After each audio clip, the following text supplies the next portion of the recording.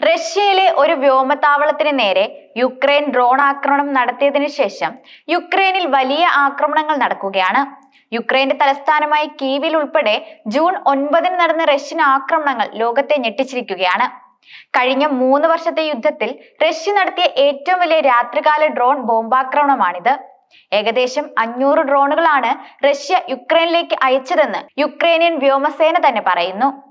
ഇതിനു പുറമെ ഞായറാഴ്ച മുതൽ തിങ്കളാഴ്ച വരെ റഷ്യ പലതരം മിസൈലുകളും യുക്രൈന്റെ വിവിധ ഭാഗങ്ങളിലേക്ക് തൊടുത്തുവിട്ടു. ഈ ആക്രമണങ്ങളെല്ലാം പ്രധാനമായും നടന്നത് യുക്രൈന്റെ മധ്യ പടിഞ്ഞാറൻ മേഖലകളിലാണ്.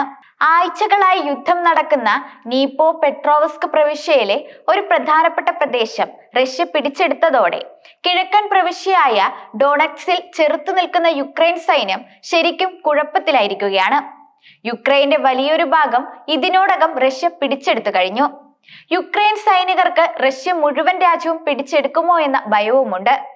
അതേസമയം യുക്രൈൻ റഷ്യയിലെ വ്യോമതാവളത്തിന് നേരെ നടത്തിയ ഡ്രോൺ ആക്രമണങ്ങൾ പോലും യുക്രൈനെതിരെ കൂടുതൽ ശക്തമായ ആയുധങ്ങൾ ഉപയോഗിക്കാൻ റഷ്യക്ക് അവസരം നൽകിയെന്നാണ് ഇപ്പോൾ പുറത്തുവരുന്ന വിവരങ്ങൾ.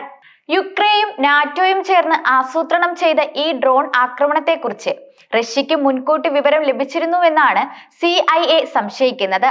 അതുകൊണ്ട് റഷ്യ തങ്ങളുടെ പുതിയ യുദ്ധവിമാനങ്ങളെല്ലാം ഈ വ്യോമതാവളങ്ങളിൽ നിന്ന് മാറ്റി പകരം ഉപയോഗശൂന്യമായ വിമാനങ്ങളാണ് ആക്രമിക്കപ്പെട്ട വ്യോമതാവളങ്ങളിൽ നിർത്തിയിരുന്നതെന്നും CIA പറയുന്നു.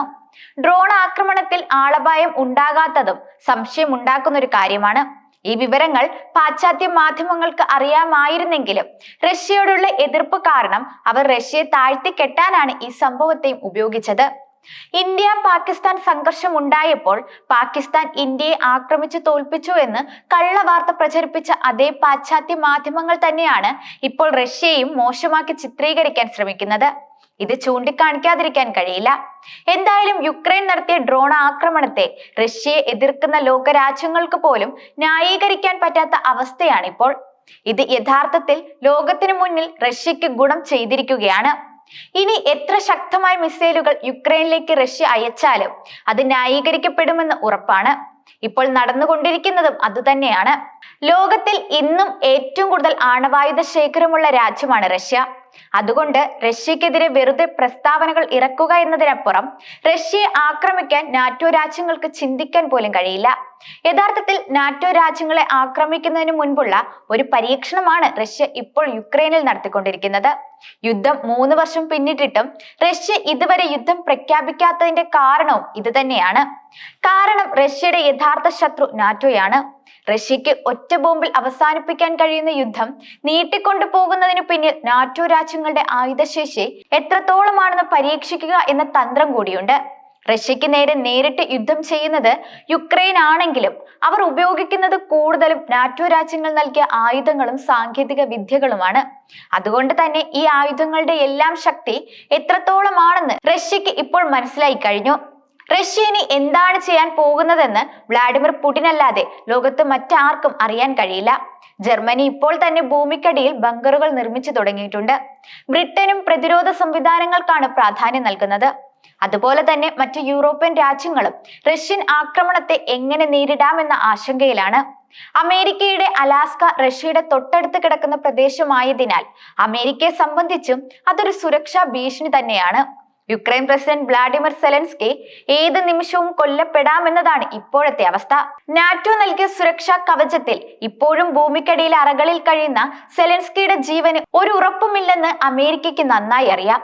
വർഷങ്ങൾക്ക് മുൻപ് ഉത്തര കൊറിയ ആണവ മിസൈൽ അമേരിക്കയ്ക്ക് നേരെ തിരിച്ചു വെച്ചപ്പോൾ പറന്നു വന്ന് കിം ജോങ് ഉന്നുമായി സമാധാന ചർച്ച നടത്തിയ അതേ ട്രംപ് തന്നെയാണ് ഇപ്പോൾ വീണ്ടും അമേരിക്കയിൽ അധികാരത്തിലെത്തിയിരിക്കുന്നത്. കിമ്മിനെ ഭയക്കുന്ന ട്രംപ് പുടിനെ എത്രമാത്രം ഭയക്കേണ്ടി വരുമെന്ന് നമുക്ക് ഊഹിക്കാവുന്നതേ ഉള്ളൂ. നാറ്റോ നടത്തുന്ന ഇടപെടലുകളിൽ അമേരിക്കയ്ക്ക് ബന്ധമില്ലെന്ന് ട്രംപിന് തുറന്നു പറയേണ്ടി വന്നതും റഷ്യ ഭയന്നുകൊണ്ടാണ്. അതേസമയം ഒരു ഭാഗത്ത് യുക്രൈനിലെ സൈനിക നടപടികൾക്ക് വേഗത കൂട്ടിയ റഷ്യ മറുഭാഗത്ത് നാറ്റോ വിരുദ്ധ ചേരിയെ ശക്തമാക്കാനുള്ള നീക്കവും തുടങ്ങിയിട്ടുണ്ട്. ഇറാനുമായി ശക്തമായ സഹകരണത്തിനാണ് റഷ്യ ഇപ്പോൾ തുടക്കം കുറിച്ചിരിക്കുന്നത്. ഉത്തര കൊറിയയിൽ നിന്ന് സ്ഥിരം ട്രെയിൻ സർവീസ് തുടങ്ങാനും പുടിൻ നിർദ്ദേശം നൽകി കഴിഞ്ഞു. ഇത് രണ്ടും മേഖലയിലെ സൈനിക നീക്കങ്ങൾക്ക് വേഗത നൽകും. ഇതിനിടെ ഇറാന്റെ പ്രഖ്യാപിത ശത്രുവായ ഇസ്രയേലും ഇപ്പോൾ റഷ്യയുടെ ശത്രു പട്ടികയിൽ ഇടം പിടിച്ചിട്ടുണ്ട്. ഇസ്രയേൽ ചെയ്ത ഒരു തെറ്റിന് വലിയ വില നൽകേണ്ട അവസ്ഥയിലാണ് ആ രാജ്യം ഇപ്പോൾ. അമേരിക്കൻ നിർമ്മിത പാട്രിയറ്റ് വ്യോമ പ്രതിരോധ സംവിധാനങ്ങൾ ഇസ്രയേൽ രഹസ്യമായി യുക്രൈന് കൈമാറിയതാണ് റഷ്യയെ ചൊടിപ്പിച്ചത്. യുക്രൈനിലെ ഇസ്രയേൽ അംബാസിഡർ ബ്രോഡ്സ്കിയാണ് റഷ്യയെ പ്രകോപിപ്പിക്കുന്ന ഈ വെളിപ്പെടുത്തൽ നടത്തിയത്. ഇതോടെ യുക്രൈന് മാനുഷിക സഹായം മാത്രമാണ് നൽകുന്നതെന്ന ഇസ്രയേലിന്റെ വാദം പൊളിഞ്ഞു. ഇസ്രയേൽ യുക്രൈനുമായും റഷ്യയുമായും നല്ല ബന്ധം നിലനിർത്താൻ ശ്രമിക്കുന്നുണ്ടെന്ന് അവകാശപ്പെട്ടിരുന്നു. എന്നാൽ ഈ അവകാശവാദങ്ങളെല്ലാം ഇസ്രയേൽ അംബാസിഡർ തന്നെ ഇല്ലാതാക്കി. ജനുവരിയിൽ ആക്സിയോസ് റിപ്പോർട്ട് ചെയ്യുന്നതനുസരിച്ച് അമേരിക്ക ഇസ്രയേലിൽ നിന്ന് ഏകദേശം 90 പാട്രിയറ്റ് മിസൈലുകൾ യുക്രൈനിലേക്ക് എത്തിച്ചിട്ടുണ്ട്. ഇസ്രയേലിൽ മുമ്പ് സ്ഥാപിച്ചിരുന്ന ഒരു പൂർണ്ണ പാട്രിയറ്റ് സിസ്റ്റം യുക്രൈനിൽ ലഭിക്കുമെന്ന് ന്യൂയോർക്ക് ടൈംസും റിപ്പോർട്ട് ചെയ്തിട്ടുണ്ട്. പാട്രിയറ്റ് മിസൈലുകൾ യുക്രൈനിലേക്ക് മാറ്റാനുള്ള ഇസ്രയേലിന്റെ ഏതൊരു തീരുമാനവും വലിയ പ്രത്യാഘാതങ്ങൾ സൃഷ്ടിക്കുമെന്നാണ് റഷ്യ മുന്നറിയിപ്പ് നൽകിയിരിക്കുന്നത്. ഇത്തരം വിദേശ ആയുധ കയറ്റുമതികൾ സംഘർഷം വർദ്ധിപ്പിക്കുകയുള്ളൂവെന്നും റഷ്യയുടെ ലക്ഷ്യങ്ങൾ തടയാൻ ലോകത്തിലെ ഏതൊക്കെ ശക്തികൾ ഒന്നിച്ചാലും നടക്കില്ലെന്നും റഷ്യ വെല്ലുവിളിച്ചിരിക്കുകയാണ്. പുതിയ സാഹചര്യത്തിൽ റഷ്യയുടെ ശത്രുപട്ടികയിൽ ഇസ്രയേൽ കൂടി ഇടം പിടിച്ചത് പശ്ചിമേഷ്യയിലെ സംഘർഷങ്ങളെ ഇനി കാര്യമായി സ്വാധീനിക്കും. ഗാസയിൽ ഉൾപ്പെടെ ഇസ്രയേൽ നടത്തുന്ന കൂട്ടക്കുരുതികൾക്കെതിരെ സൈനികരുമായി ഇടപെടാൻ ഇറാനും റഷ്യയുടെ ഈ പുതിയ നിലപാട് ഏറെ സഹായകരമാകും.